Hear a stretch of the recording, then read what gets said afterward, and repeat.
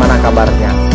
Harapan dan doa kami sekeluarga, kita semua dalam keadaan baik dan selalu dalam perlindungan Tuhan. Dan selamat untuk jemaat Tuhan DKI Ungaran, khususnya mahasiswa STT Simpson yang telah menyelesaikan seminar proposal skripsi.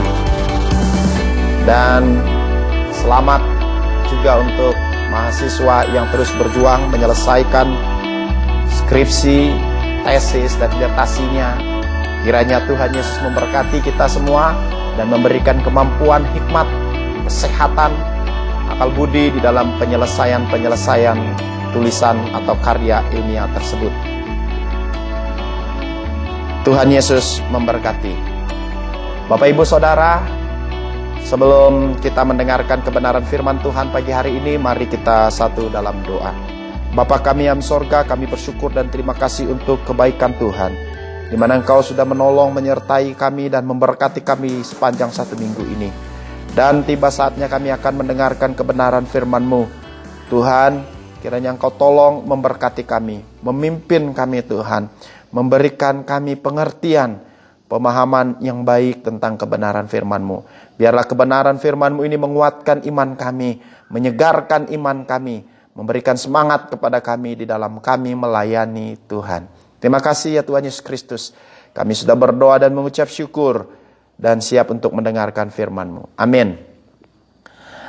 Pagi hari ini saya rindu mengajak kita semua untuk bersama-sama membuka dari kebenaran firman yang saya ambil dari 1 Petrus pasal yang kedua ayat yang ke-9 sampai 10. Saya rindu kita bersama-sama membacanya. Tetapi kamulah bangsa yang terpilih, imamat yang rajani, bangsa yang kudus, umat kepunyaan Allah sendiri, supaya kamu memberitakan perbuatan-perbuatan yang besar dari Dia, yang telah memanggil kamu keluar dari kegelapan kepada terangnya yang ajaib. Kamu yang dahulu bukan umat Allah, tetapi yang sekarang telah menjadi umatnya, yang dahulu tidak dikasihani, tetapi yang sekarang telah beroleh belas kasihan. Tema yang kita renungkan pada pagi hari ini adalah dasar pelayanan orang percaya. Bapak Ibu Saudara, kalau kita memperhatikan dalam pembangunan sebuah rumah, dasar dan pondasi bangunan itu menentukan bangunan rumah itu kokoh atau tidak. Kalau kita melihat letak pondasi tersebut ada di pojok bangunan, hingga itu menjadi penopang batu-batu serta tembok yang akan menjadi pondasinya nanti atau dasarnya. Jadi ketika batu bata itu disusun, ia mendapat kekuatan karena adanya dasar atau pondasi yang kokoh, sehingga membuat bangunan tersebut akhirnya menjadi kuat. Bapak Ibu Saudara, ketika pondasi sebuah rumah tidak kokoh atau tidak kuat, maka rumah tersebut tidak akan tahan terhadap goncangan-goncangan gempa. Demikian juga dalam pembangunan umat. Kita semua orang percaya diumpamakan sebagai batu-batu yang hidup untuk pembangunan suatu rumah rohani. Bapak Ibu bisa lihat ayat 5. Dan batu penjuru telah dipilih, yaitu Yesus Kristus di ayat yang ke-7. Dan fungsi batu penjuru adalah untuk menopang batu-batu yang hidup, yaitu orang percaya. Jadi Yesus Kristuslah yang menjadi dasar. Yesus Kristuslah yang menjadi penopang atau kekuatan kehidupan kita umatnya. Dan Kristuslah yang mempersatukan kita semua di dalam kasih-Nya. Karena itu sebagai orang percaya yang telah dipersatukan di dalam Yesus Kristus, kita harus berbakti kepadanya dan melayani Dia yang adalah dasar pelayanan kita.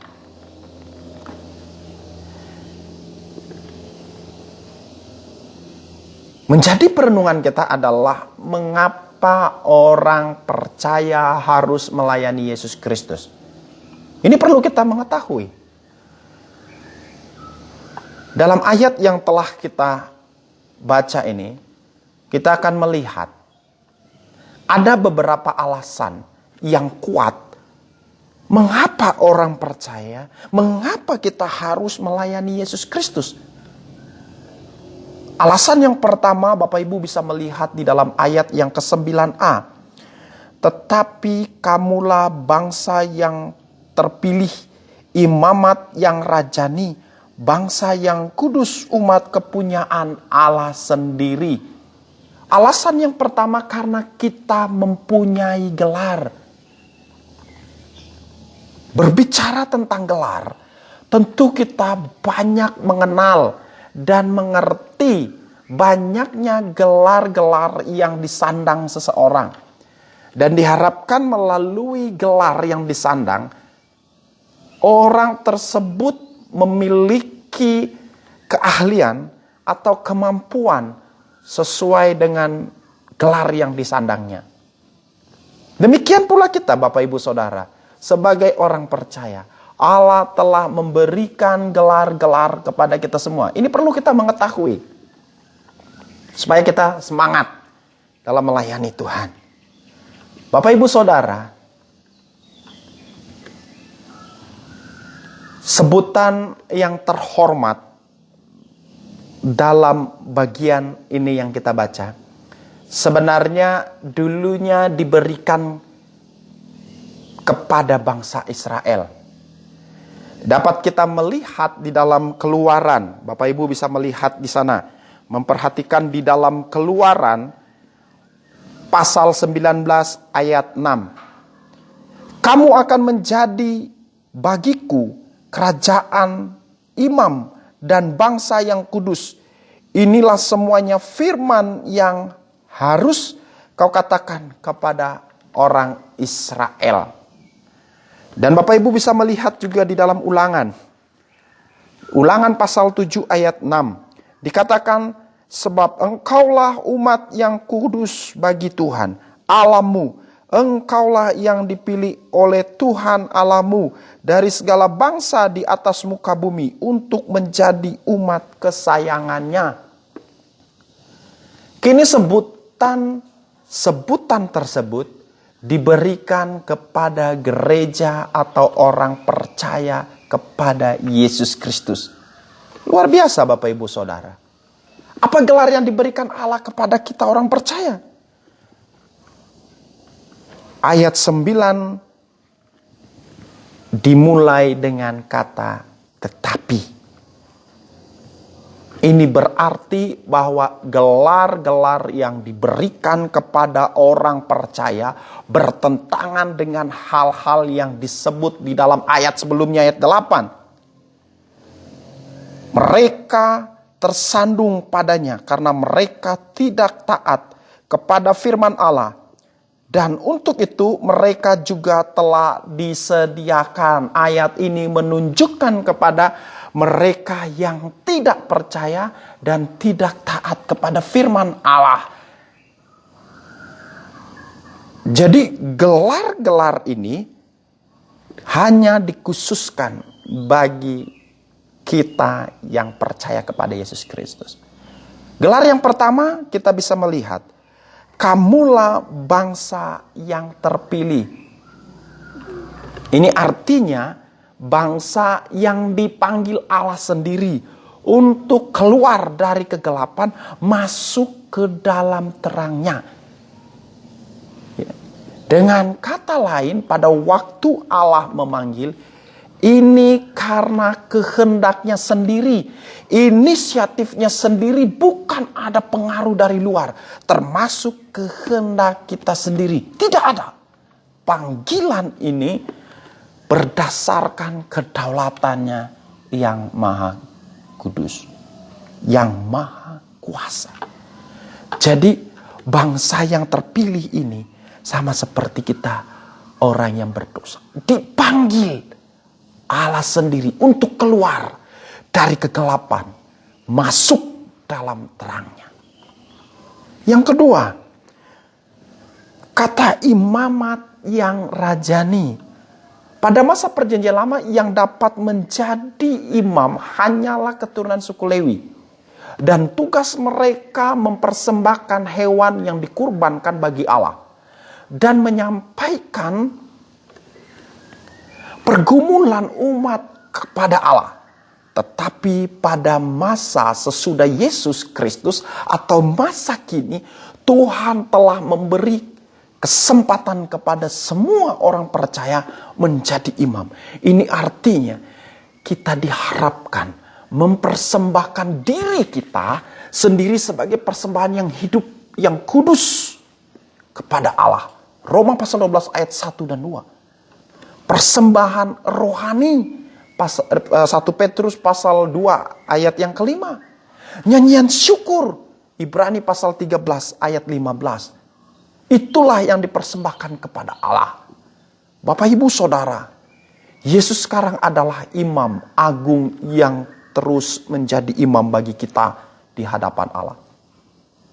Bab Ibrani pasal 9 dan pasal 10. Bapak Ibu bisa melihat di sana. Kelak ketika Yesus datang mendirikan kerajaannya di atas bumi ini, Ia akan menjadi raja dan kita akan memerintah bersama-sama dengan Dia. Mari Bapak Ibu kita melihat di dalam Wahyu pasal yang ke-20 ayat 6. Berbahagia dan kuduslah ia yang mendapat bagian dalam kebangkitan pertama itu. Kematian yang kedua tidak berkuasa lagi atas mereka, tetapi mereka akan menjadi imam-imam Allah dan Kristus. Dan mereka akan memerintah sebagai raja bersama-sama dengan Dia 1000 tahun lamanya. Puji Tuhan Bapak Ibu. Jadi tidak ada batasan lagi untuk datang kepada Allah. Karena kita adalah imamat yang rajani. Artinya sifat keimaman kita adalah rajani.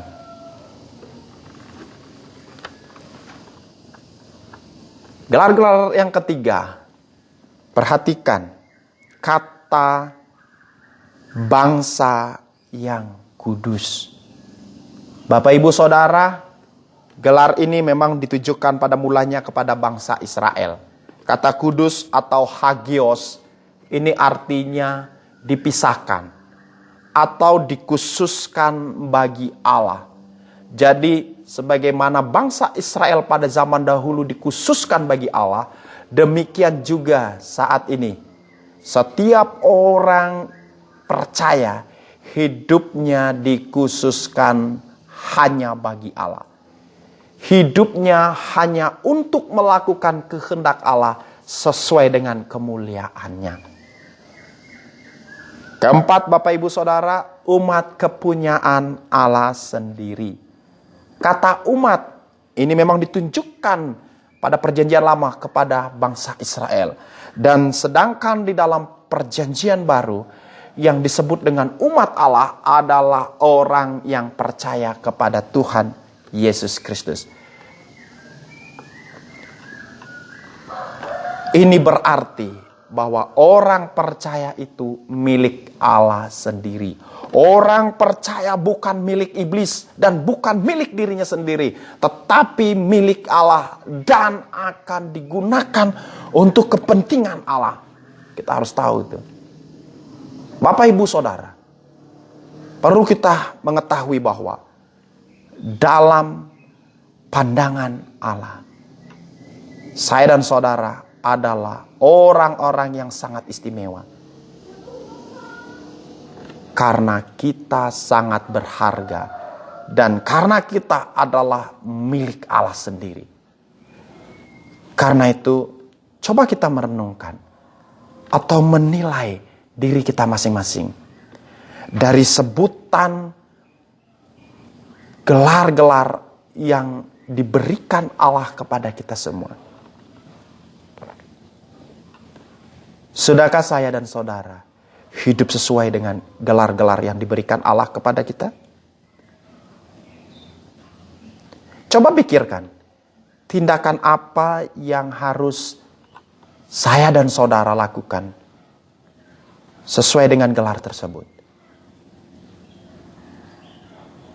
Dan sudah itu, lakukan tindakan tersebut dengan iman dan permohonan kekuatan kepada Tuhan Yesus Kristus. Itu alasan yang pertama. Alasan yang kedua, mengapa orang percaya harus melayani Yesus Kristus? Perhatikan ayat 9b. Supaya kamu memberitakan perbuatan-perbuatan yang besar dari Dia. Alasan yang kedua, karena kita mempunyai tugas. Bapak, Ibu, Saudara, kata memberitakan di sini, ini berarti memberitakan secara luas, ceritakan kemana-mana, dan ini adalah tanggung jawab orang percaya. Perhatikan kata kamu dalam bagian ini. Ini jelas ditunjukkan kepada penerima surat 1 Petrus. Dan penerima surat ini adalah orang-orang percaya. Tentu kelompok ini bukan saja terdiri dari para penatua dalam 1 Petrus pasal 5 ayat 1. Tetapi juga hamba-hamba. 1 Petrus pasal 2 ayat 18. Suami-suami. 1 Petrus pasal 3 ayat 7. Istri-istri 1 Petrus pasal 3 ayat 1. Dan juga anak-anak muda di dalam 1 Petrus pasal 5 ayat 5. Jadi tugas untuk memberitakan bukanlah hanya tugas para penatua atau pemimpin-pemimpin gereja saja. Tetapi tugas ini diperintahkan Tuhan untuk semua orang percaya. Untuk para penatua, untuk para hamba, untuk suami, untuk istri, dan juga untuk anak-anak muda. Apa isi beritanya? Beritanya adalah perbuatan Allah yang besar. Isi beritanya bukan berita biasa, tetapi perbuatan Allah, yaitu memanggil kita keluar dari kegelapan kepada terang. Jadi berita yang besar itu adalah berita keselamatan yang Allah berikan melalui Yesus Kristus. Berita keselamatan melalui Yesus Kristus inilah yang harus diberitakan secara luas. Berita inilah yang harus diceritakan kemana-mana. Bapak, Ibu, Saudara, pengalaman ketika kita menerima dan percaya kepada Yesus Kristus secara pribadi itulah yang diberitakan secara luas, bukan diri kita. Berita keselamatan yang Allah berikan melalui Yesus Kristus itulah yang disebarluaskan kemana-mana. Karena ini adalah tanggung jawab setiap orang yang percaya. Alasan yang ketiga mengapa orang percaya melayani Yesus Kristus. Perhatikan ayat 10. Kata kamu yang dahulu bukan umat Allah. Alasan yang ketiga, karena kita telah mendapat belas kasihan dari Allah. Kata kamu yang dahulu bukan umat Allah. Ayat 10 ini merupakan kutipan dari kitab Hosea. Dan ini juga sama dengan Efesus pasal yang kedua ayat 1-5. Kamu dahulu sudah mati karena pelanggaran-pelanggaran dan dosa-dosamu. Kamu hidup di dalamnya karena kamu mengikuti jalan dunia ini. Karena kamu mentaati penguasa kerajaan angkasa, yaitu roh yang sekarang sedang bekerja di antara orang-orang durhaka. Sebenarnya dahulu kamu semua juga terhitung di antara mereka. Ketika kami hidup di dalam hawa nafsu daging dan menuruti kehendak daging. Dan pikiran kami yang jahat, pada dasarnya kami adalah orang-orang yang harus dimurkai sama seperti mereka yang lain. Tetapi Allah yang kaya dengan rahmat, oleh karena kasih-Nya yang besar yang dilimpahkannya kepada kita, telah menghidupkan kita bersama-sama dengan Kristus. Sekalipun kita telah mati oleh kesalahan-kesalahan kita, oleh kasih karunia, kamu diselamatkan. Dalam bagian ini, kita diingatkan siapa kita dahulu dan siapa kita sekarang. Dahulu bukan umat Allah, tetapi sekarang melalui pertobatan kepada Yesus Kristus, menjadikan saya dan saudara umat kepunyaan Allah. Umat milik Allah, umat kesayangan Allah. Dahulu kita tidak dikasihani, tetapi sekarang beroleh belas kasihan dari Allah dan menjadi objek belas kasihan Allah. Seorang perempuan yang kedapatan berzina, yang semestinya mati dirajam dengan batu, menerima belas kasihan dari Tuhan Yesus Kristus, sehingga ia dilepaskan dari hukuman dirajam dengan batu. Ia dinasehati oleh Yesus Kristus supaya tidak berbuat dosa lagi. Bapak Ibu bisa melihat kisahnya di dalam Injil Yohanes pasal 8. Bapak Ibu Saudara, saya dan saudara telah mengalami belas kasihan dari Tuhan Yesus Kristus. Karena itu, pergunakan hidup kita untuk berbakti dan melayani Yesus Kristus. Sebab kita telah mendapat gelar-gelar dari Yesus Kristus yang menjadikan kita layak dan berkenan di hadapannya.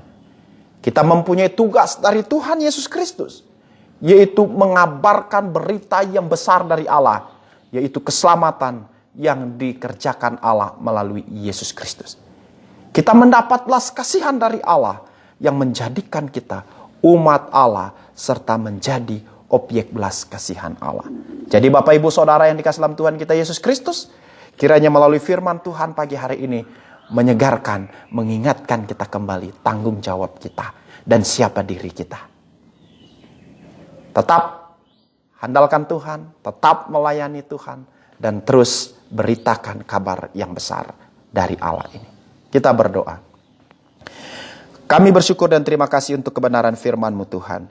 Kiranya melalui kebenaran firman-Mu ini menyegarkan iman kami, mengingatkan kembali panggilan kami dan tanggung jawab kami untuk memberitakan kabar yang besar ini, yaitu kabar keselamatan ini Tuhan. Dan terima kasih Tuhan untuk kebaikan Tuhan dalam hidup kami. Kau memberkati jemaat-Mu dan memberkati setiap orang-orang yang mendengarkan kebenaran firman-Mu ini. Di dalam nama Yesus Kristus kami sudah berdoa dan ucap syukur. Amin.